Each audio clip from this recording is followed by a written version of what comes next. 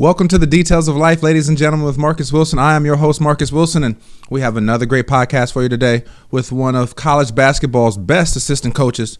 It's only a matter of time before he gets a shot at being a head coach, and I'm sure he's going to do well. He's had great success at Vincennes, at Frank Phillips Junior College, Indiana State, Northern Kentucky, Bowling Green, Valparaiso, and now at Utah State, where they've won 2 consecutive Mountain West championships. My friend, David Ragland. We talk about a lot of things, and I think for anybody that wants to be a coach, an up-and-coming coach, this is a great podcast for you to listen to hear about the grind and some of the things that you're going to have to go through. I also think it's good for other coaches to hear and listen because he's one of the best, and so we always can learn from other really good people. So I'm not going to give too much introduction on this one because we talk about a lot of things, and we're going to cover a lot in the conversation. So without further ado, let's listen to my friend, David Ragland. Hello, ladies and gentlemen. Like I said, my next guest on the Details of Life podcast is a longtime friend. We've been friends for over 20 years. Good friend of mine, excellent coach, which we're going to get into all that. But ladies and gentlemen, welcome, David Ragland. How you doing, Dave? What's up, man? How's it going? Man, it's good to hear from you, brother.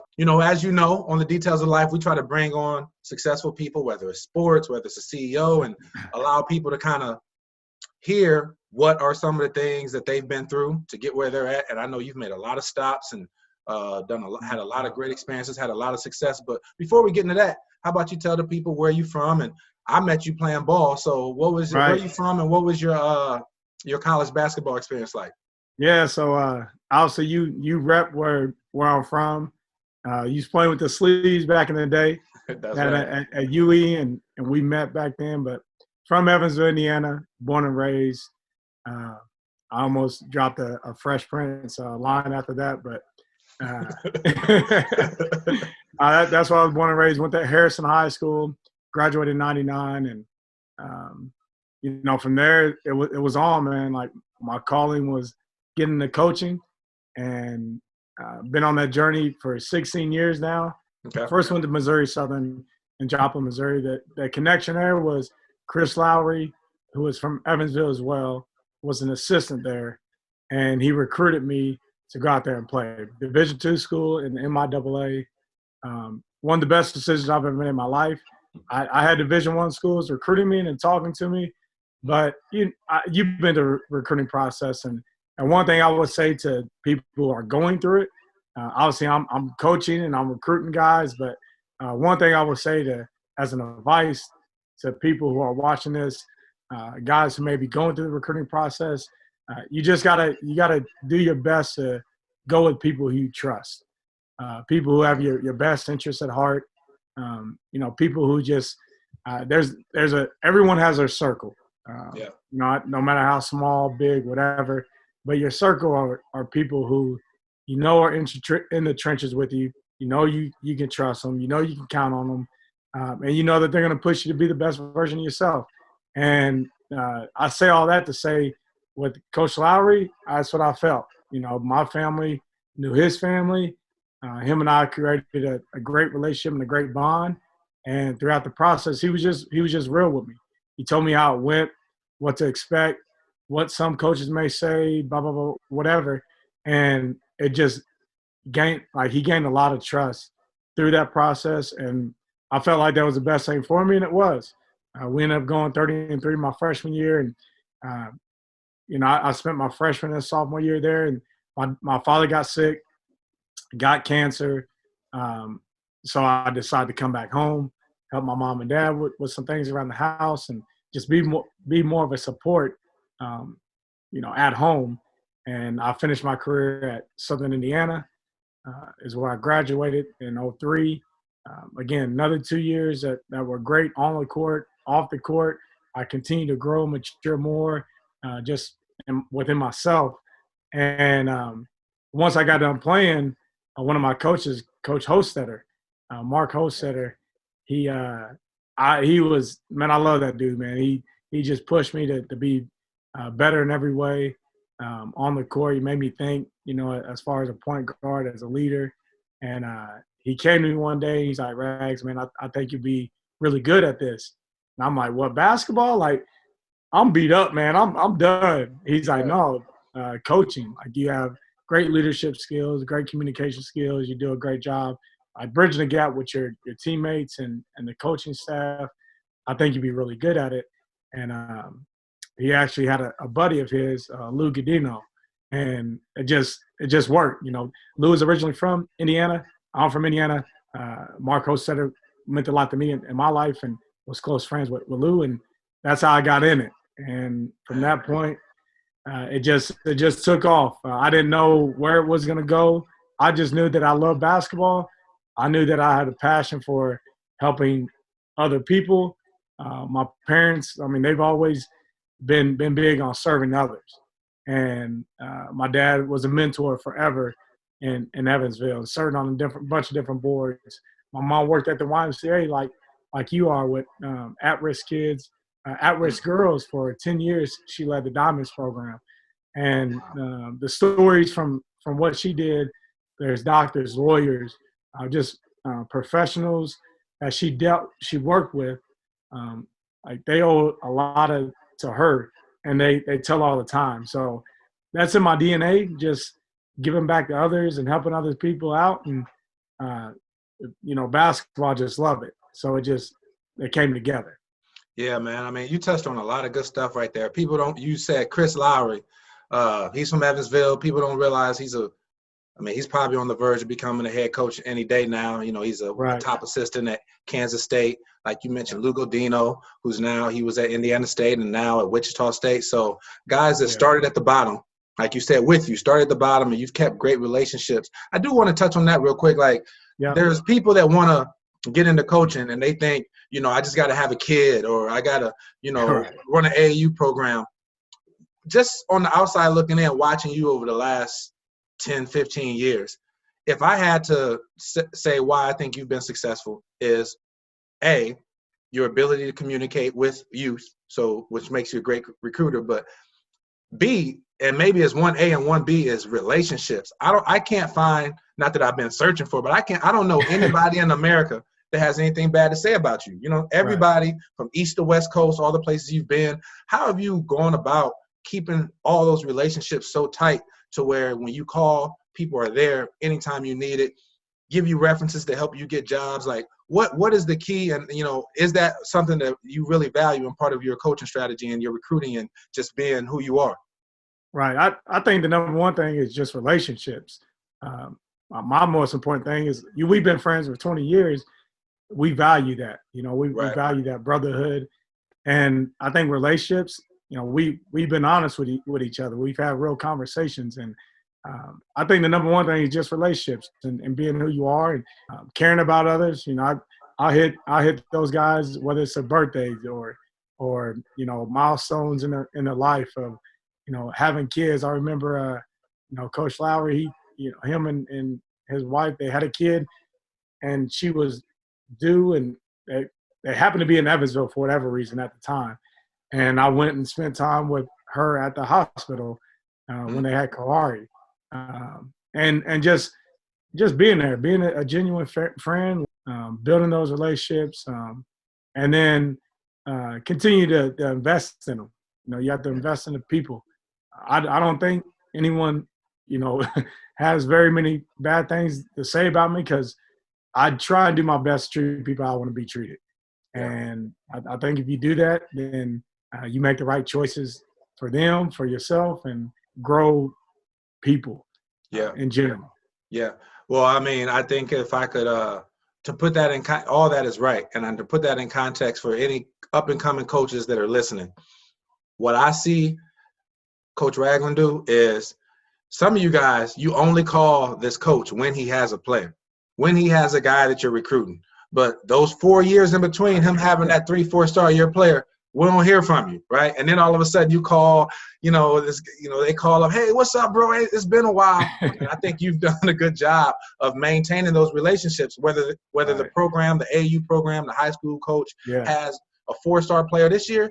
It might not be till 5 years later that he has another one, but you stay in contact. And that's the genuineness that you're talking about of the relationship. So with that said, you made a lot of stops, and everywhere you go, it's been successful. You guys were good at a lot of people don't know this. When you were at Northern Kentucky, was there for a short stint, but the guys you helped recruit, all of a sudden 2 years later, they're in the NCAA tournament, right? You go to Bowling Green First year, conference 21 championship. season. Yeah. Yep. And now Valpo, great results there. Now you're at Utah State. Last year was conference championship. This year was going to the NCAA. What has been the common denominator that you could say, why has success followed you? Or, you know, what has been the common denominator in all those places that help you turn a program around so quickly? Yeah, there's a number of things. I think the number one thing is I've worked with really good people, talented people. I think when you put a lot of talented people in the same room, going toward the same goal, then that's when success happens. But I think that the number one thing that us as a staff we've done in the place I've been, we've really shown how much we cared about our guys. And I think whenever you're working with young people or just people, period, if you show how much you care about them, then their care factor goes through the roof. And we've had guys that just care about one another. They care about our staff just like we care about them. They care about maybe proving other people wrong or just getting the best out of themselves every single day. So I think the care factor has been high. I think the results have happened because, you know, we care for our guys and vice versa. I think a lot of it has to do with consistency. If you're consistent in your daily approach, and the more consistent we've been, the place that I've been, we've been successful. And a lot of it is relationship driven. It has to do with where the care factor is at on both ends, where the realness is at, where the trust is at on both ends, and then how consistent you are. But if your energy and effort is consistent and you have non-negotiables and you don't let up on them, you know, there's been plenty of times we had tough conversation with players. There's been plenty of times whenever we push guys out of their comfort zone. But I think when you're consistent in it and you're fair in it and they trust you, they'll run through a brick wall for you. And now being at Utah State, you know, we kind of embody a lot of things. Like we have our own language. We're consistent in our effort and our energy every day. We do have a player-led team. Craig is big on that. And just the energy around here. You know, I talk to people about every good company starts at the top. And I know you were with Chick-fil-A for a while, and people know how great that company is, but it sets a precedence how things go.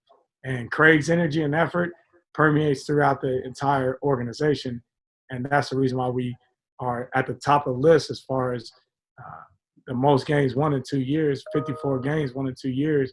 I mean, we're top. You got us up there with Dukes, with the Kansas, with those teams. Is that the company that we have? But that's the journey I've been on, and that's how we've done it. I've just been with really good people, and we've been on the same wavelength with our goals, and we've been consistent with that, and we care for each other. No, that's an excellent answer because people need to hear the journey. And I'm not just saying this because I know you. I said this about Coach Lisa Stone in my last podcast, but it amazes me when ADs are looking for hires that they don't look at like, okay, this person was here. They sucked before they got there. Then they were good. And then after they left, they're not good again. Like, how do you see that and then don't pursue those people? I mean, I gave a couple examples like with Brad Stevens. Obviously, Butler was a mid-major, went to 2 national championship games under him. No one would have thought Butler was capable of that. You're from Evansville. You remember Butler was just like really just a mid-major in Indiana. Then they went to that level. He left, and they're still good, but not that level. Coach Rick Majerus, what he did with Ball State and Utah and SLU. Yeah. Coach Lisa Stone did, and then also what you've been able to do. It blows my mind that ADs don't take that into consideration and look at that more instead of just looking at the name, look at the track level of success. But with that said, so last year, you guys, I mean, Nevada was top dogs. You know, they were top 5 in the country most of the year. Right. And everybody thought that was just their conference to win. You guys came, you know, won the conference championship. Same thing with this year. Right. San Diego State, another top 5 team, possible number 1 seed. Again, just thought it was their conference to win. What do you know? Utah State Aggies come through again.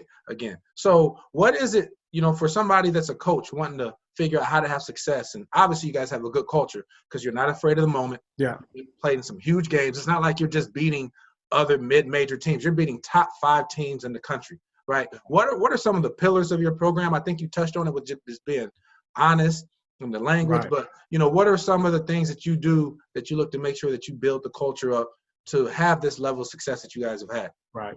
Well, again, it goes back to being a player-led team. If your best players, if your players that are playing the minutes are bought in to what the goals of the mission of the program is, and they can hold their teammates accountable, then as coaches, it makes our job easier. Player-led team is important. But outside of that, just consistency. You know, we talked about that before, and everywhere that I've been, there's been just consistency with the programs. And our whole goal when we came in here was we wanted to get better every day. And you talk about toward the end of the season, you know, of last year, in this, you know, 18-19 season, you know, our expectations, we were, I think, picked 9th in our conference preseason. And our non-conference, we may have went 11-2. And then we go through our conference season, we're 15-3. And that's unheard of in a conference like ours, where it's a multi-bid conference and you have pros coming out of here, and you have the Nevadas of the world, San Diego States, the UNLVs, Colorado State. It goes on, New Mexico. It goes on and on and on. The tradition, the crowd support, the fan support. It's a basketball league. The NBA players that have come out of here. But we progressed and gradually got better. Like last year, we won 17 of our last 18 games. And we beat Nevada in the last regular season game. They ranked number 12, and we beat them at home. We jump in the top 25, and we go to our conference tournament, beat New Mexico, beat Fresno State, and then beat San Diego State in the conference tournament last year. Then this past season, expectations were high, and you know, we ranked preseason maybe number 15, and jumped up to 13 was the highest. And we went through some highs and lows, injuries, sicknesses. I think all that stuff had to do with it. Maybe a little bit of pressure, but I think we fell back to our original, let's just get better every single day. And we held on to that. And to end the season, I want to say we won going into the conference tournament, maybe 8 of our last 10 going into the conference tournament. And then we win our last 3, beat New Mexico, beat Wyoming, and then number 5, San Diego State. But again, I think a lot of it is believing in our players. A lot of it is the relationship we have in our player. A lot of it is our players trusting us and taking on the responsibility that this is their team and that they're going to hold themselves and their teammates accountable. And then at the end of the day, we want to live in our moment. You know, you never know when it's going to be the best team that you ever play around, or the best group of guys that you're going to be with, or you know, you just never know when it's your moment. So if you live in it, you take advantage of it.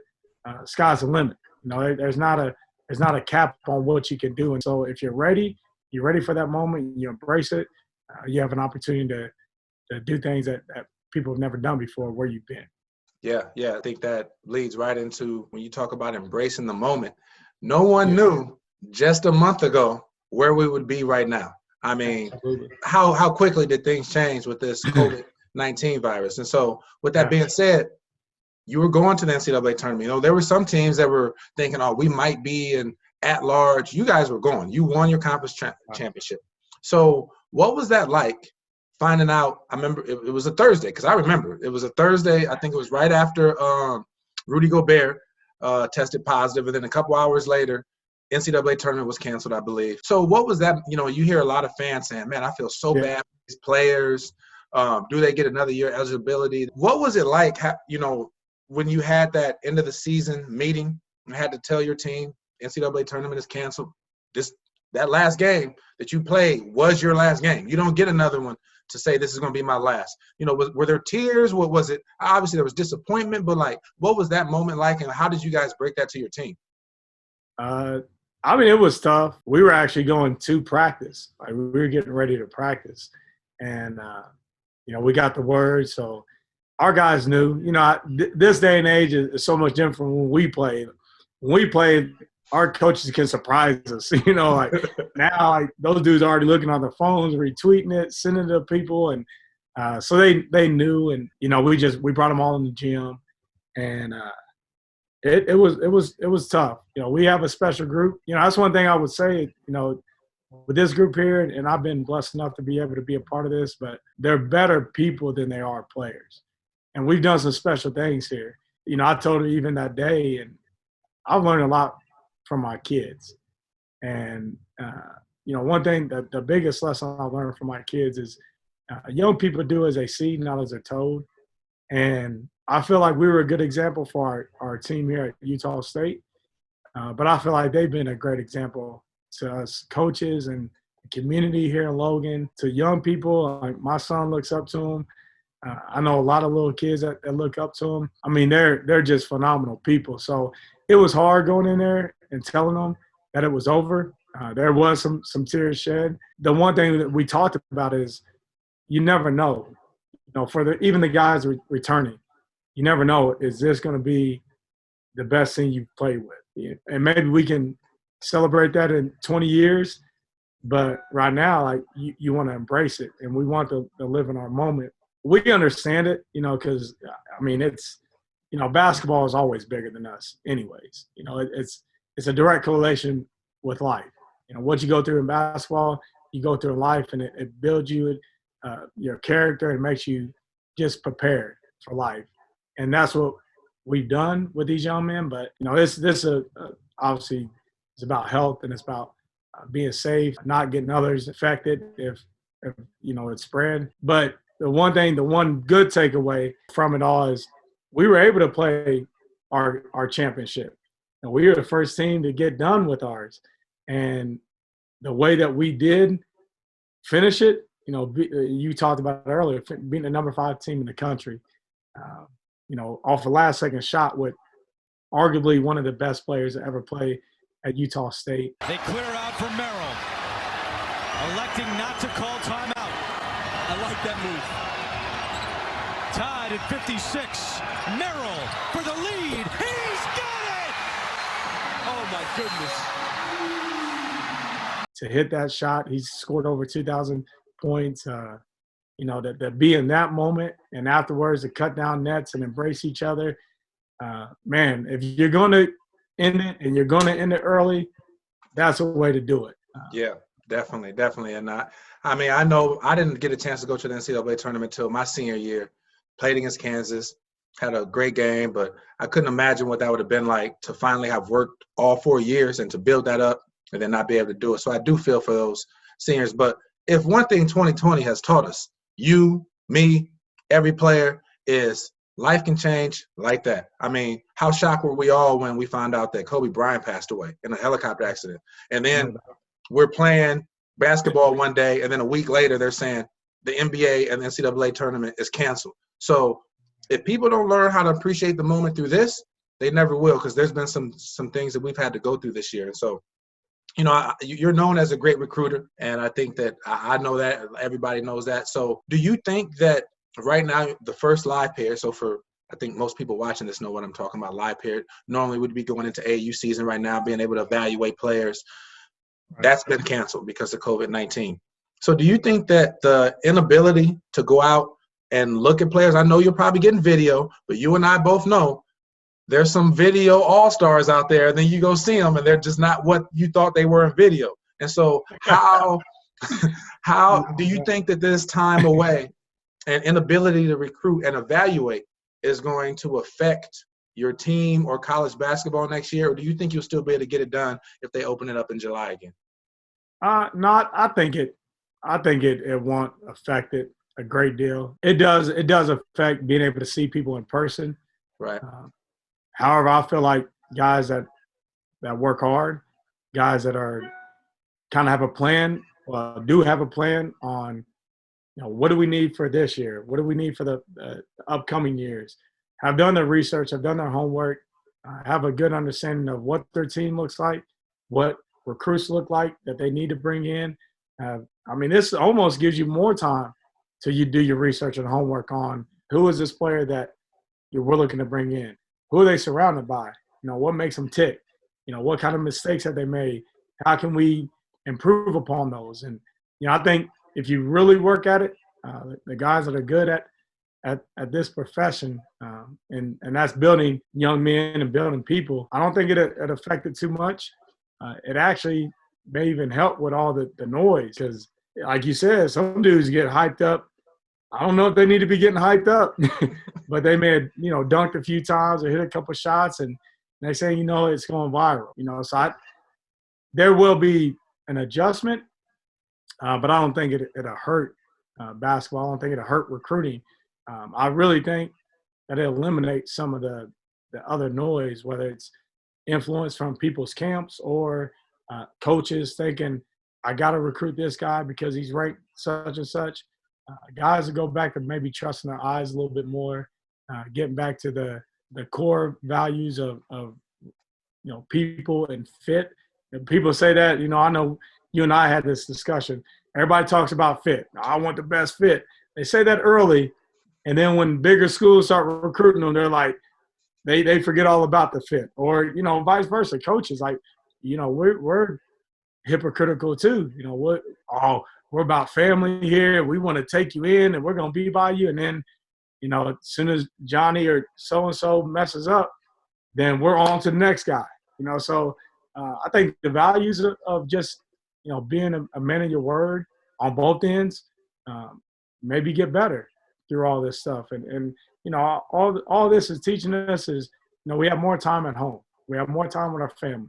We have more time, with relationships that are meaningful, making a better bond between that stuff. We need to take this time and embrace it. This is an adjustment for a lot of people.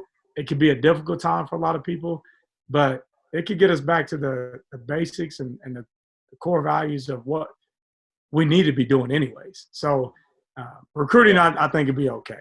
Yeah. I think my concern, and you know much better than me, but I think my concern was that, let's say a player gets hurt, or let's say a player transfers, or let's say a player enters the draft, and all of a sudden you're scrambling to get a player. If you've already done your research and you're prepared, you might be good. But right. The people who aren't, they may need this time to evaluate, right? And then they sign a guy that they think is one thing. 2 years later, not even 2 years later, a year later, you realize, man, this dude is not what I thought he was. And now he's taking up a scholarship for 4 years and could affect your team maybe 1-2 years down the road. I don't think we will see the effects of it so much this year, possibly down the road, but we'll wait and see. That is one thing. I would agree with that. And the other part would be, there's been times where guys kind of come from nowhere. So the guys who aren't on the radar, who don't have a big rep, it'll hurt them somewhat. Yeah. Well, we'll get through it, and like you said, being prepared for this moment will definitely help. And so the last thing I want to do is I want to start asking all of my guests on here, because people, I hope, are tuning in because they want to see a successful person, and then also what makes them tick and what helped them get there. So are there any daily routines or any habits or any thought processes, anything that you do? I've heard CEOs say, I make sure I read one book a week. Or like even myself, I try to meditate in the morning to get my mind settled. Like, is there any things that you do that you think help separate you? Because it's obvious you've been a great recruiter. Everywhere you go, you've been successful, teams, all that. So success is something that you obviously figured out how to have. Are there any tips or any things that you do that you think contribute to that? There's a couple of things. I think the number one thing that you hit on is have a routine. Whatever it is, whether it's getting up and go for a run, whether it's meditating, whether it's doing, 100 push-ups a day, whatever it is, get a routine, stick to it. It'll get your day going the right way. Me personally, there's a poem that a Marine spoke to a group of people, and it was about making his bed. And when my father passed away, it was something that really hit home with me, because life goes on. Life goes on through coronavirus. Life goes on through my father passing. Life goes on through whatever it is that we're going through, good, bad, and different. And the biggest thing with it all is getting your routine and going with whatever is going on at that moment. So I know it sounds silly, but I literally make my bed every day. It don't matter where I'm at. I could be at a hotel, recruiting, at home. I make my bed every day. And then I try and get into the word, keep a healthy balance. And it could be just prayer. It could be a scripture. I try and do that every single day. And then as long as I'm at home, I'm taking my kids to school every day, and I'm praying with them on the way to school. Just trying to get their day going, trying to get that time with them, and just keep balance. I think that's the biggest thing with life. Like, yes, I'm a basketball coach. I'm a recruiter. I'm a mentor. All those things. But I also want to be just as successful as a father, as a husband, as a son, as a friend, in every aspect. So just trying to keep a healthy balance. But I think that starts with your routine. Man, I just learned some things right there too. And man, I know you have great parents, and so I know you learned a lot of that from them. And so there's a lot of jewels you just dropped right there, Rags. Man, I didn't know you had all that in you, man. But it's clear to see. It's clear to see, man, why you're successful. You said You mentioned earlier though, some people get up and run or do push-ups. I saw your 50 push-up challenge on Facebook, and you struggled those last 5, brother. But you pushed them out. You pushed them out, though. Yeah, I'll struggle on the last little bit, but I've been working on it, man.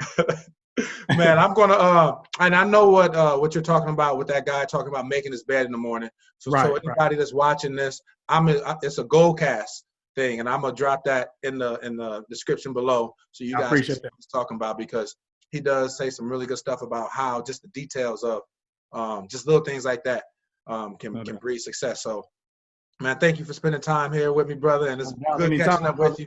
Make sure you guys stay safe out there, man. Tell the wifey and the family I said hello, and we'll be in touch with you. Same here, man. I'm proud of you, man. I know a lot of people know Marcus from whatever, maybe the podcast, but I've known you for 20 years, and I know what you've done with the YMCA. I know what you've done with your family, and just the growth that you made over the 20 years as a man. I'm so proud to call you my friend, my brother, and just the impact that you made on other people. You may not know it now. They may not tell you now, but it's been an honor to watch that and to be alongside you on your journey. So much love to you. Much love to your family. If you ever need me, you got me, brother. I appreciate it, man. I've come a long way. Let's just say that. But, man, I appreciate that. Love you, brother. And like you said, man, we've been friends for over 20 years, so I appreciate you, man. But stay safe out there, and we'll talk to you soon. Appreciate it. I'll talk to you. Peace. Yeah. Thank you, Dave, for coming on and give us some knowledge, not only about basketball, but about life. I think a lot of things you touched on could help a lot of people out there. So I appreciate you taking the time to come on The Details of Life and sharing that with us. I'm also going to leave the link to U.S. Navy Admiral William McRaven, in which Dave referenced about making your bed. If you got a second, I highly, highly recommend just clicking the link. If you haven't heard it, it's going to give you some good inspiration and some good knowledge as well. And I'm also going to leave a link to when Coach Raglan spoke at the Rising Coaches event, and some notes that he had on that's online for you coaches out there to kind of pick his brain on that and take some of those notes as well. But sticking with the theme of college basketball, some of you all know that I do color commentating for University of Evansville and the Missouri Valley Conference. And when we do the broadcast at the University of Evansville, we have a little fun. We have a little bit more flexibility on what we do. And so we have this segment called Certified Bucket Getter, Marcus Wilson Certified Bucket Getter. Now, I think that I was a certified bucket getter. I scored more than 2,000 points in college and could, people say I could shoot the ball a little bit. So in this segment, I recognize a certified bucket getter because I know one when I see one, right? And so I'm going to leave you guys with some clips of some of my calls of my certified bucket getters of the year, because I miss college basketball. I miss basketball. Maybe this will give you the basketball fix. For some of you that are listening to the podcast, you're obviously not going to be able to watch it through there. You'll be able to hear the call. But if you get a chance, click on this YouTube video and watch my certified bucket getter calls, and it'll be something that you need to be on the lookout for next year, because we're going to keep doing it because I have fun doing it. So with that being said, ladies and gentlemen, take care, be safe. Can't wait for sports to come back. But during this downtime, I'm going to try to keep bringing as many good sports figures as possible, and then maybe mix it back up with some other CEOs and some other business people. But I know what the people need right now, so I'm going to give it to you. And you know why? Because everybody wants to be great. And greatness is in the details, guys. Thank you so much for tuning in. Please like, subscribe, and share with anybody that you think might be interested in this. Still want to continue to make this podcast grow. And I thank you so much for your support. God bless. Peace. Back here at the Ford Center, Evansville by 9. Getting late, so it's time for our certified bucket getter, Marcus Wilson.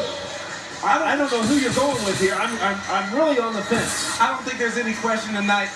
You know, with me being a certified bucket getter, I know one when I see one. And with Larry Humes here tonight, DeAndre Williams put on a show.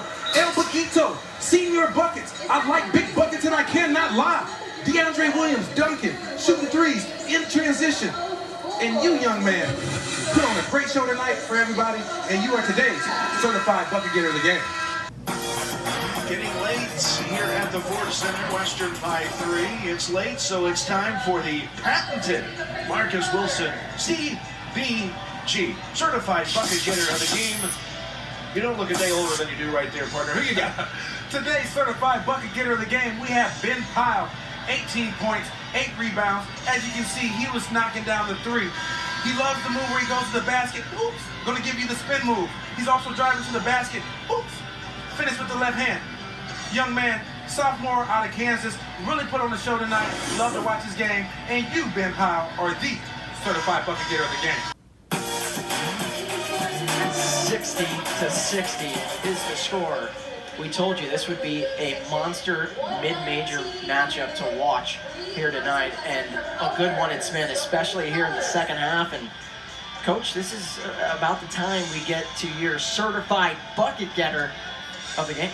One of my favorite times of the game. Like I said, I was a certified bucket getter, so I know one when I see one.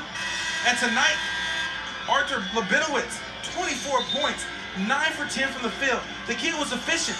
And what I always say, I love a kid who can score in different ways. You see he's shooting threes. He's dunking. He steals. But you know what tonight, guys? We got 2 certified bucket getters. Tevin Brown has taken over the second half. He deserves to be recognized. He's hitting threes himself.